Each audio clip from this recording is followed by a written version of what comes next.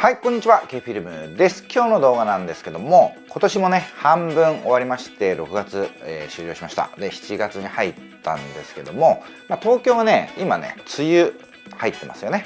で、梅雨の時期の撮影の被写体といえば、アジサイということで、最近ですね、あんまり撮影に行けてないので、何かしらね、撮影したいなと思った時に、梅雨といえばアジサイということで、アジサイをね、歩きながら撮影してきました。最近ではね、別にカメラを持ってなくても携帯とかでも写真とか皆さんパシャパシャ撮れますよね。こういう風に撮れば携帯でも綺麗なお花の写真が撮れるよみたいなねところを少しねお話しさせていただければいいなと思って今回のね動画を作成しております。簡単に言うとカメラ用語で、構図っていうんですけど、構図とか、撮り方、あと撮る角度とかちょっとしたねことを意識するだけで被写体がねめちゃめちゃ簡単に綺麗に撮れるようになりますので、是非ね参考にしてもらえたらなと思います。もちろんね、私は一応カメラマンやってますので携帯でねあんまり撮影することはないんですよ。もう簡単な本当に今これ食べましたみたいなのぐらいしか撮らないんだけど、とはいえねカメラの画角と iPhone の画角って、そんなに変わらなくて、撮り方見え方っていうのは、携帯で撮ろうがカメラで撮ろうがそんなに変わらないので、今回のねどういう風に撮ったかっていうのを参考にしていただければ皆さんの持ってる携帯電話のカメラでも綺麗にね撮れるんじゃないかなと思いますので、ぜひ参考にしてください。一つね最初に、注意点として、お伝えしなければいけないのが、私の作例をねこの動画の中でたくさんねお見せするんですけど、本当の写真家の方、一応私カメラマンとして活動してますけど専門は動画でして、写真ではないんですけど、本当の写真を撮影してるカメラマンのフォトグラファーの方たちがどういう風に考えてるかっていうのが若干ねわからないところもあるんですよ。あとねやっぱりその撮ってそのままお見せするっていうことではなくて、基本的には編集ありきっていうのが一つね、問題としてあります。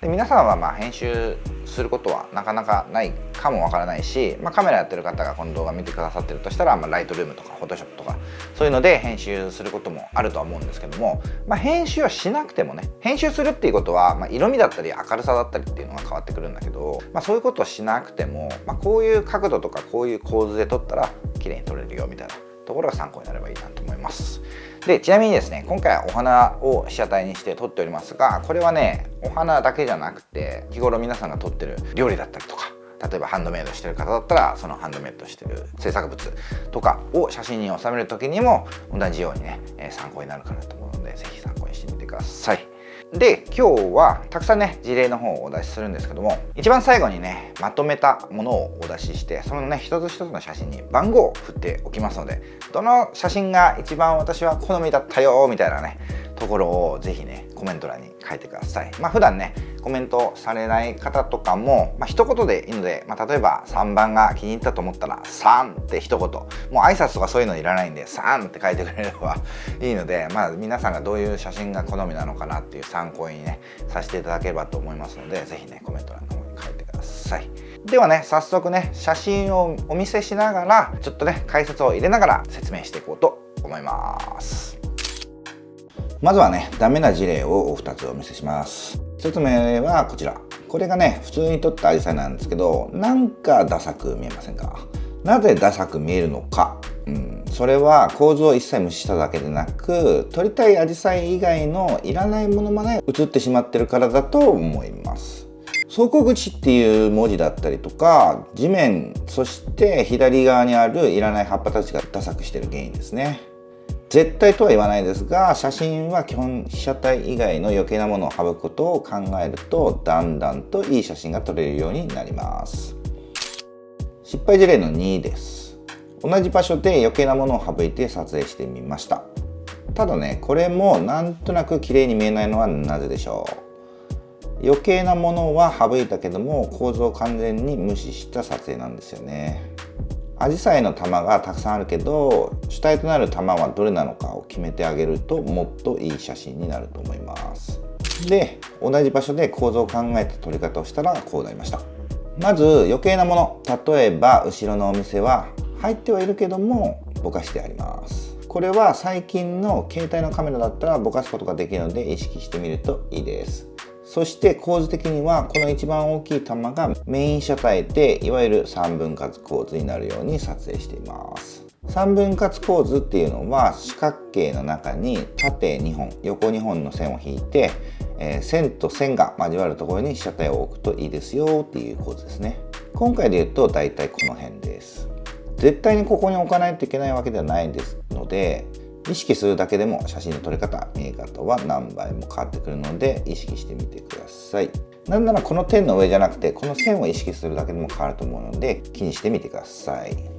他にもいっぱい講座あるんですけど、カメラやらない人からしたらそんなの全部覚えなくてもいいと思うので、一番簡単かつ即効性のあるこの構図だけでも覚えて帰ってください。ではここからたくさん事例を出していきますが、今回この3分割構図に大体絞って撮影してますので参考にしてみてください。では次の写真です。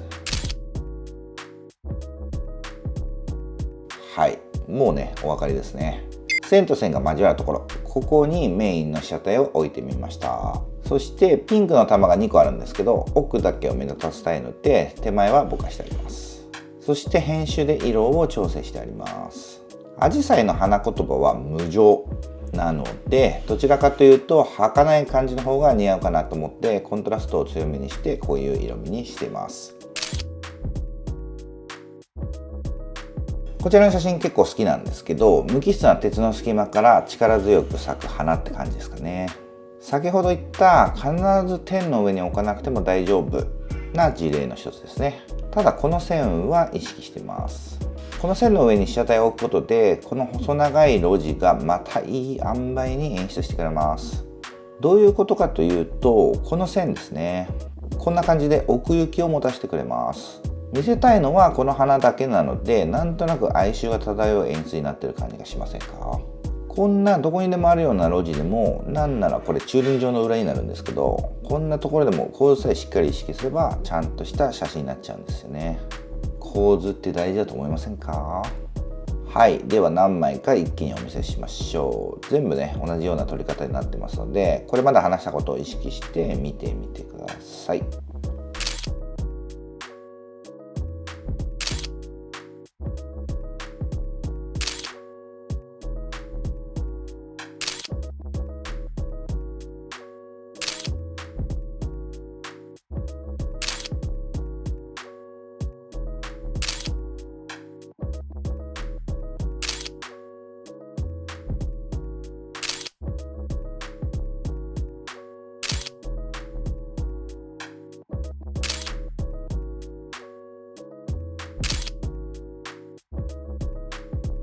はい、では2枚ほど違う構図の写真をお見せします。1枚目はたくさん玉がある写真。この写真は3層になっていて、手前、真ん中、奥というラインがあって、真ん中にフォーカスして奥と手前をぼかして撮影した写真ですね。アジサイが多く咲いている場所に行くと、どれ撮っていいかわからないってなることもあると思うんですけど、全体をきれいに撮ろうとすると全体的にぼやけた、最初に見せた失敗写真のようになってしまうので、こんな感じで奥と手前をぼかしているのがおすすめです。3層にしたいとなると斜めで切ってあげるのが一番撮りやすいかなって気がしますね。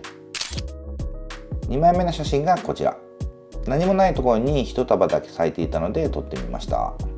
俗に言う日の丸構図っていう構図で、よく日の丸構図ってなんかダサいなんていう人もいるけど、私は全然そんなこと思ってなくて、その撮るシチュエーションで良くも悪くもなるかなっていうふうに思ってます。この写真は周りに花がないからこそこの一束が際立つし、ほんのりと花に向けて光が差しているところがまた演出してるし、アジサイの哀愁を引き出してくれているので、個人的にはすごく好きな一枚です。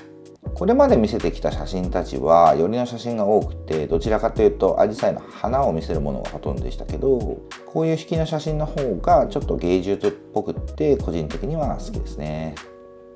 はい、というわけで今回のね動画いかがだったでしょうか。皆さんのね参考になれば幸いでございます。でですね、まとめたものを今ねお出しします。こんな感じです。ドン。はい、ここにまとめたものがあって、一つずつの写真の中に、番号が振ってあります。12345と振ってあるので、自分が好きだった写真が何番かっていうのをね、ぜひねコメント欄の方に書いていただければと思います。本当にね、挨拶とか全然いらないんで、例えば5番が好きだったら5って数字の5だけでもいいので、ぜひねコメント欄書いてください。で、今日の動画が参考になったよっていう方はぜひねグッドボタンとチャンネル登録もよろしくお願いします。今後のね、私の予定としてはですね、前々からお話ししてます、ちょっとね、散歩的なストリート写真を撮りに、いろんな東京都内を闊歩してこようかなと思っております。なかなかね、旅行に行きたいけど、旅行に行く機会も今はね、作れない状況なので、何ができるかなって考えたら、やっぱり、東京を歩くのもいいんじゃないかっていうことで、それぞれのね、東京の、スポットを皆さんの方にお届けしようかなと思っております。思うんですよ。だって東京に来たことない人もいるし、東京に行きたいと思って何かしらの参考になる方もいるじゃないですか。僕は東京に住んでますけど、東京に住んでない方もいらっしゃると思うので、東京をね闊歩するのもありかなと思って、いろんなところね歩いてこようと思います。健康的だしね。はい、というわけで今日の動画は以上となります。また次の動画で会いましょう。